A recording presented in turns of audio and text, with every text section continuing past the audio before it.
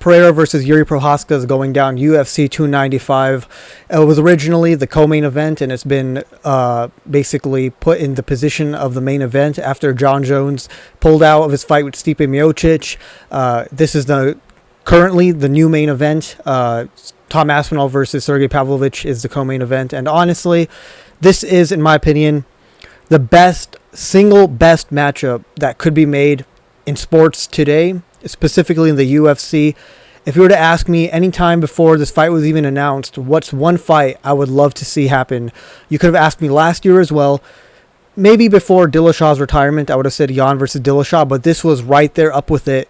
Alex Pereira versus Jiri Prochazka. This is the fight that we as fans want to see, and it is. And while Jones versus Stipe was the main event originally for UFC 295, this was the people's main events for all intents and purposes. And yeah, I mean, this is a very interesting fight, and I want to take this time to kind of break down why I think Alex Pereira is going to knock out Jiri Prochazka. It's a close fight, too close for comfort, but it is a fantastic fight for a reason. The reason we want to see it is because we know both of these guys can lose. They have lost in the past by knockout, but they've also are basically knocking out everybody that they come across, right? So it is that close. So we're going to start off with just quickly going through each man's career, or at least their UFC career. So Alex Pereira has had 6 fights in total in the UFC. He joined late 2021. His first fight was on the Colby Covington-Kamaru Usman number 2 at Madison Square Garden.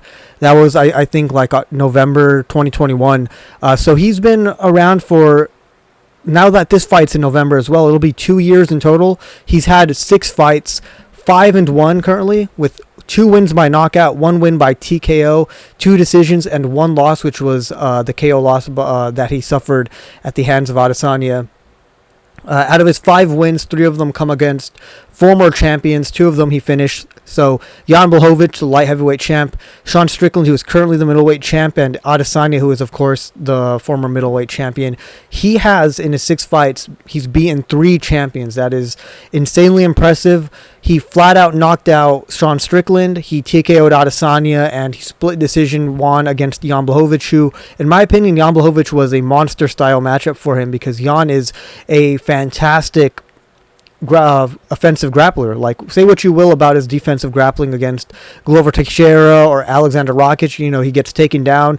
Magomed Ankalaev took him down, but when it comes to offensive grappling, the guy is really, really good. He's so strong and so big. If you need an example of how strong Jan is, when Magomed Ankalaev was checking the leg kicks of Jan, he was hurting himself. Like, that's how strong this guy is. His bones are just massive. He's a big, strong dude. And I really thought that, okay, if this fight gets taken down, it gets taken to the ground, I was confident that Jan was going to ground and pound TKO his way to victory. But it didn't happen. Pereira was just so what's the word? He was really disciplined with his grappling defense. He's improved so much in such a short amount of time. He gets taken down, he gets right back up. He got taken down by Adesanya. With that being said, Adesanya shot many takedowns, I wouldn't say many, but quite a few, and he couldn't get any of them. The only takedown that he got was when he reversed Pereira's takedown. Silva took him down, he got up. Almeida took him down, that's not his name.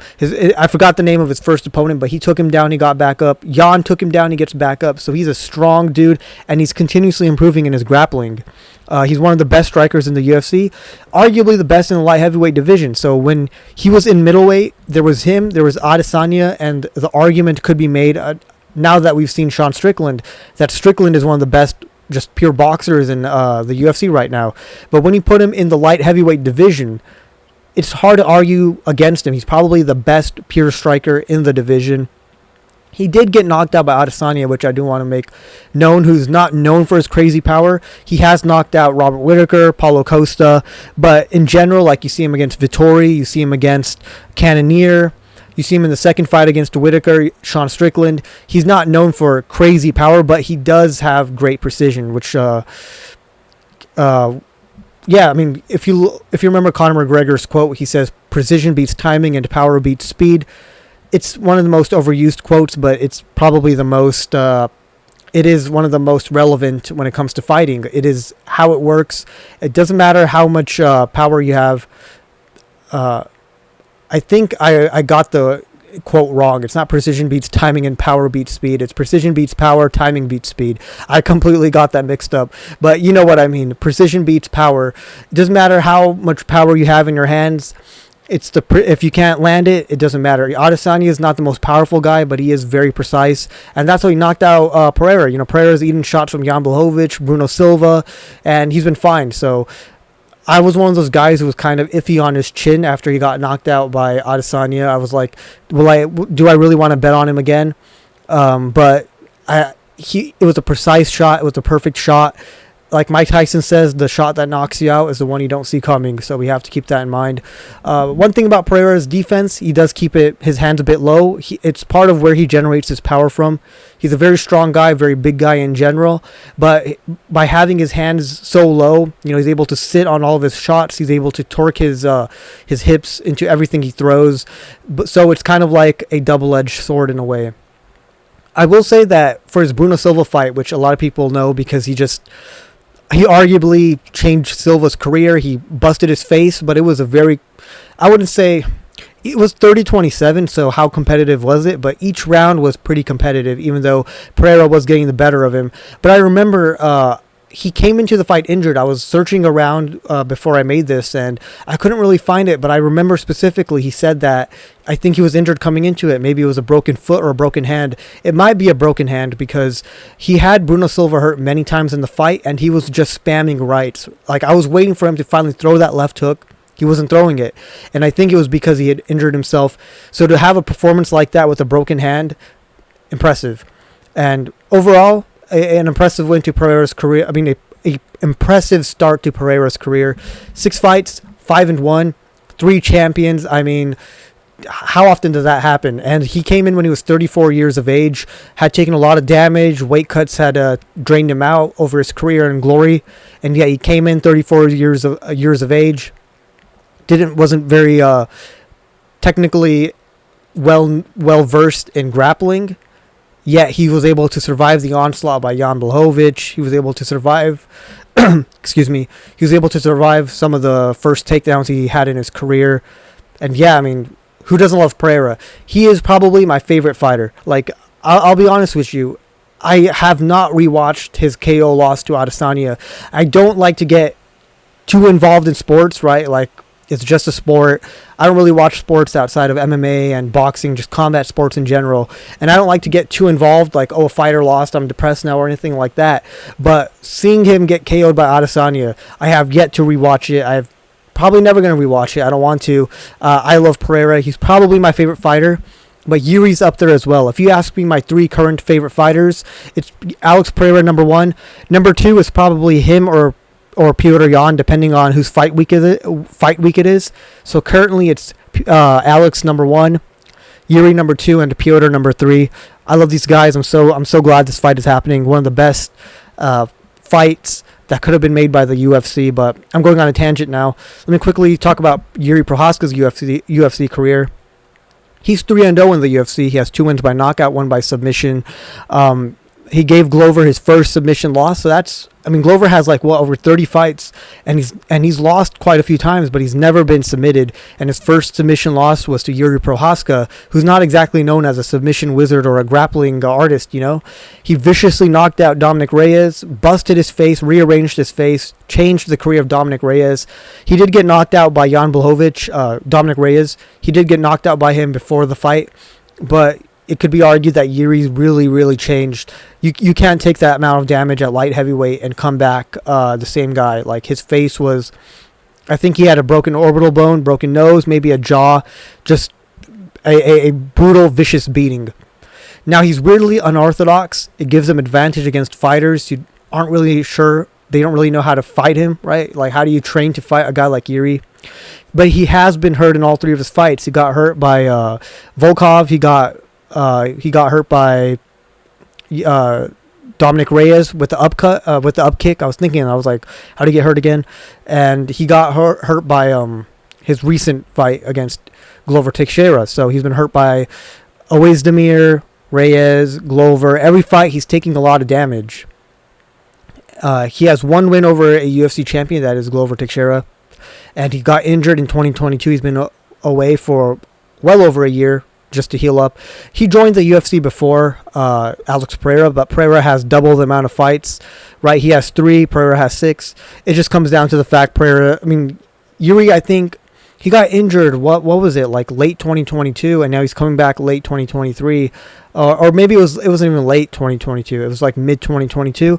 So he's been away for about a year and a half. So you can't really blame him, right? He's just been injured, and that's how his career's been so far. So overall, the fact that he's had 3 fights and he's already like everybody's favorite tells you about just how exciting this guy is. I'm pretty sure he's gotten like a performance of the night bonus or a KO of the night bonus in all 3 of his fights he's had thus far. Now, why do I think Pereira is going to get this done? That's the question. So Jiri, I've been watching some of his fights. He has a habit of leaning forward with his chin open and hands down. His hands are just so low down. So to me, to really get a idea of how this fight is going to look, how Jiri's going to look, how Pereira is going to look, for Jiri, you really have to watch his Dominic Reyes fight. The reason is, with the Glover fight, there was too much worrying about the takedowns that you're not going to get from fighting Alex. No, I do think this fight's going to go to the ground, I'll be honest. Neither of these guys are known as like wrestlers or grapplers, but just to change it up, I could see them maybe fake a level change, see, okay, this guy's reacting to it, and go for it. Jiri got taken down by Dominic Reyes. Dominic Reyes is not a wrestler. And Alex got reversed very cleanly by Adesanya. With that being said, we've seen a lot of improvements from both men. Jiri was able to survive all the submission attempts of Glover, and Pereira was able to survive against Dion. So I'm just bringing that up. I don't think the fight's going to be determined on the ground, but it could go there. But yeah, like I was watching the Reyes fight, and his hands are just so low, and there were times where he just got caught because his hands were low and he was kind of resetting, and Dominic Reyes, I think he threw a left straight and he got caught with it, right? His hands are low, his chin is open. The commentary team remarked on it multiple times. His hands being down is completely different than Pereira's. His hands are literally like by his sides. Like it's crazy. You don't see fighters do that too much. Reyes threw a body kick early in the fight. Jiri had his chin in the air, his hands down, and he was leaning forward. And I still think that if that was a head kick, that would have landed clean, and he would have either been badly wobbled or he would have been out. You cannot make those simple mistakes against Pereira.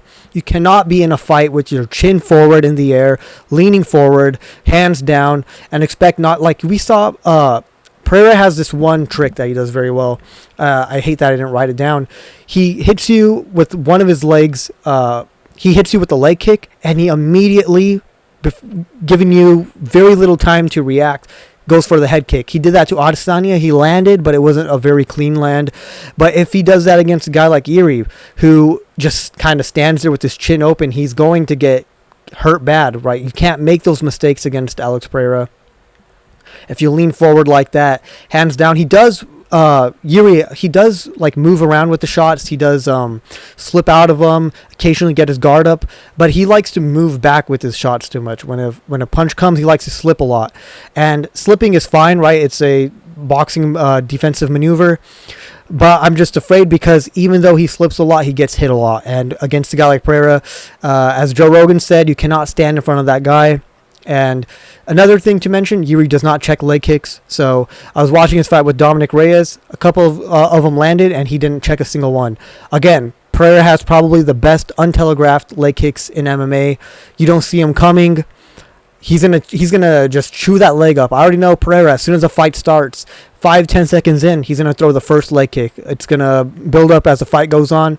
Try to take away Jiri's movement. He moves a lot. Like he's very light on his feet.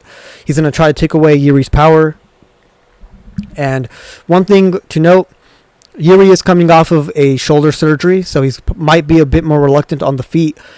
Sparring, it'll help you kind of get back in the groove, but sparring and a real fight are just two different beasts.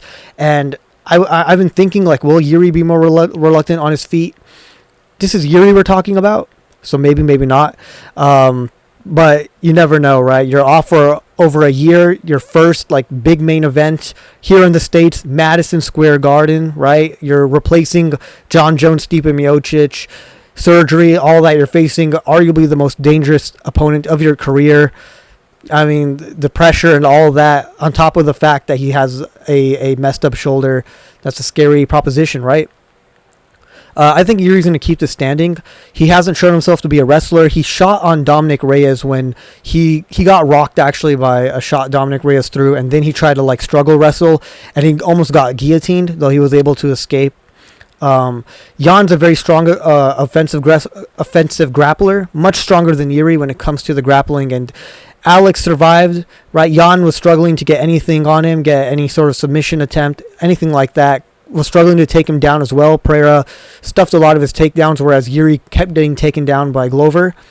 So I really, if people are going for the idea that what if Jiri wrestles with him, my response is he shouldn't. If there's anybody that shouldn't wrestle in this fight, it's Jiri. Like, I think Pereira has the wrestling advantage here, which is crazy to say, but we've seen Pereira, and I think he's more impressive when it comes to the grappling than Jiri is in general. I get it, Jiri does have a submission win against Glover Teixeira. But if we're talking about just throughout their UFC career, I've been more impressed with Pereira in the grappling than I have been with Jiri. Though I will give Jiri credit, he survived all of Glover's stuff as well, but he kept getting taken down. That's the point I'm trying to make, less about the submission. I don't think either of these two guys are really going to be chasing the submission. It's going to be more about two warriors going at it. That's how this fight's going to be on the feet. And one thing, Adesanya is more precise than Jiri, but Jiri is more crazy. I bring that up because the only guy who's really been able to beat Alex so far has been Adesanya. And what did Adesanya do? He was precise with his shots. Jiri is less so precise. His shots are kind of all over the place. He's doing like a jumping knee into an uppercut or something. But he's so crazy that his shots sometimes do just happen to land. Like he has them placed at the right time. And if that happens, you're going to sleep.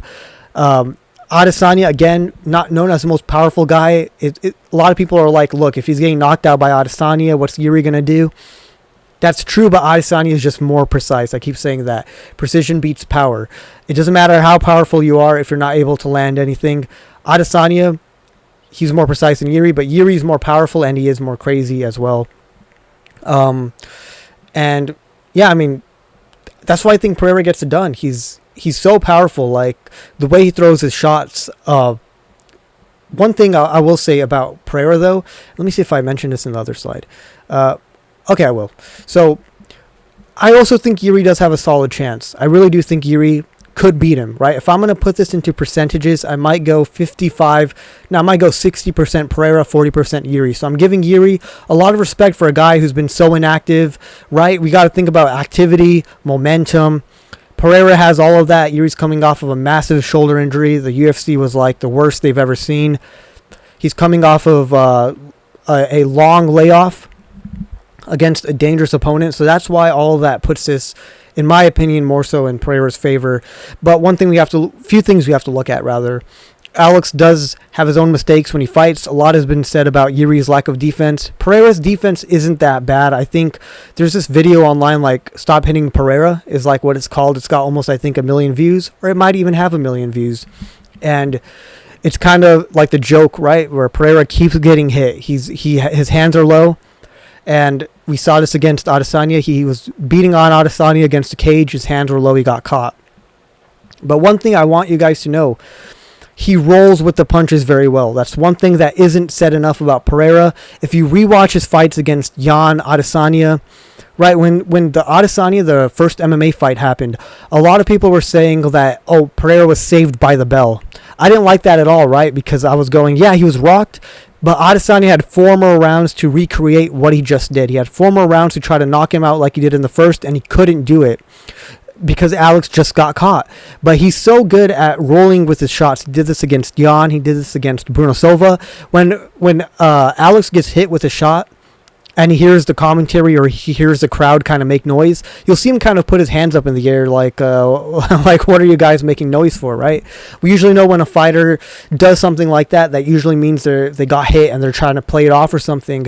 But in Pereira's case, I really do think he's trying to say, like, why are you guys making so much noise? That didn't even hit me. and he rolls with the punches. To give you guys an example, let's think of it like a door. So let's say there's a door that's completely closed and you push it with all your strength, right? The amount of force that's going to hit the door is going to be a lot more than, let's say, if the door was half open already, there was wind blowing in it, and it was already kind of creeping open, right? And then you push it with all your force. Sure, you're putting in a lot of force into it, but it's already moving, you know? You're not going to have as much force as if it was stationary. Hitting a stationary target will always produce more force than if the target was moving. Pereira, when he got KO'd by Adesanya, was stationary. He was just standing there. There was so much momentum, again, from Adesanya pushing Pereira back with a shot that Pereira got knocked out. But if you're moving with the punch, if you're rolling with it, you're going to take away a lot of the power. Depends on how much, really. It depends on how well you roll with it. It could be you're taking off anywhere from as little as 10% to as much as maybe 60, 70%. So I know people look at Pereira getting hit and go, oh, he gets hit too much. But if you rewatch it, a lot of the times it's barely like touching him. The leather makes a noise, but he's already on his way out. So I want to make that very clear. If Jiri does want to win this fight, don't fight reluctantly. I know people say that, oh, he fights too unorthodox and he's too crazy. That unorthodox, that craziness is what's got him this far. He's become a multi-time champion, and he's a champion in Ryzen. He's a champion in UFC. He didn't get there by being safe and playing it cool. He got there by being crazy. And it's a very crazy style. It's a very weird style, but it's what's got him this far. Keep with it. Don't try to be the technical boxer, kickboxer here, because what if it doesn't work out for him? What if the guy's just so good at being technically untechnical that he tries to be technical and it works against him? Just be the crazy samurai that we know he is, and that could throw Alex off his game. Alex hasn't fought anybody in the UFC like that. Sean Strickland's more of a typical boxer. Bruno Silva is a typical kickboxer. Israel Adesanya, kickboxer, right? Jan Blachowicz, Muay Thai type of guy. Jiri, on the other hand, is like karate meets Muay Thai meets I don't even know what. Like, you're talking about some of those like hidden martial arts he probably learned somewhere in his trip in Japan or something. Like, he's throwing whatever at you, and that might just be what helps him beat Pereira. Like, I don't know why, but when I think about the ways Jiri could win this fight, I could see him winning by a spinning elbow, which is part of why I included it here in this slide. Now, you see in this clip, or in this GIF rather, Dominic Reyes is against the cage and he's completely stationary. Pereira moves a lot. You saw this against Sean Strickland. The reason why he was able to do to Strickland what he did and Adesanya couldn't was he kept circling around the cage. He wouldn't let his back touch the cage. Whereas Adesanya would back up just in a straight line and try to look for the counter shot. Pereira wasn't doing that. So a KO similar to what he does to Dominic Reyes, I don't see it happening to Pereira, just because Pereira would never put himself in that situation, right? He's a forward-pushing fighter, and when it comes to fighters who like being on the front foot, they like to just circle out. They don't want to be put up too much against the cage. We saw this against Adesanya as well. He immediately would circle out, find a way to initiate the clinch or maybe get out the clinch. He doesn't want to be up against the cage. But I could see Jiri doing something just so crazy. In the pocket, they're in the clinch, they're throwing something. Jiri throws maybe an uppercut, and into the uppercut he spins, gets a spinning elbow, and knocks Pereira out cold. I don't know. I don't really like thinking that any of these guys are going to lose. I don't really like it, man. I'm really hoping both of these guys find a way to win. Like, it might be the UFC's, it might be a draw. It might be a double knockout. Knowing these guys, it might be a double knockout, right? Jiri isn't as precise as Adesanya, but he is unorthodox, and that could help him against Pereira, right? Sean Strickland's much more technical with his boxing, got knocked out. Izzy lost the first one, won the second one, but Pereira was winning until he made a very just simple mistake, kept his hands down too much. Jiri's style might be the type that really puts apart Pereira, right? Now, that's how I view this fight happening. I love both of these guys, right? It's kind of like I don't want either of them to lose. I want Pereira to win more, not just because he's my favorite fighter, but he's also 36. I think he's still turning 37 next year. Of course, in the upper weight divisions, you could get away with being a bit older. Now, 36, 37 is still young, right? But the problem is these guys have been, like, Pereira has put his body through so much damage and weight cuts, and, it adds up, right? Like, when you're in your 20s and early 30s, you can kind of get away with it, but you could see Alex's body, for example, can't take the weight cut to 185. I saw an interview where he was like, he could still try, but he found it being more difficult now. And because of that, Jiri, I think, is 32, 33. He still got time. He could always climb back, right? He got an injured shoulder, work on that, continue to heal up as much as he can, and he'll be back. I know for a fact Yuri's going to, even if he loses this fight, he'll be back in the title contention. He'll be fighting for the belt again, and he will be champion. It's just with Alex, at the age of 36, turning 37 next year, this might be his last shot at the title, right? We don't know how much his body is able to keep up with the grappling. You got Alexander Rakic coming back apparently against Jan Blachowicz in January, which I'm so excited for. I made a video already talking about why Rakic is a dark horse, and I think Rakic beats Pereira, right? That's just a great game this is. I really hope both men go out there. It's a war. I don't want it to be a first round knockout, I'll be honest. I want it to be a Jiri Glover fight all over again, just a full-blown war. May the best man win. Thank you, UFC, for making this fight. I say this on behalf of all MMA fans who will be watching this. This is why I think Alex gets the job done, but Jiri could still get it done as well. He has the opportunity. He has a chance, rather. So, yeah. Who do you guys think wins? Who are you rooting for? Tell me all of that in the comments below, and I'll see you in the next one. Peace out.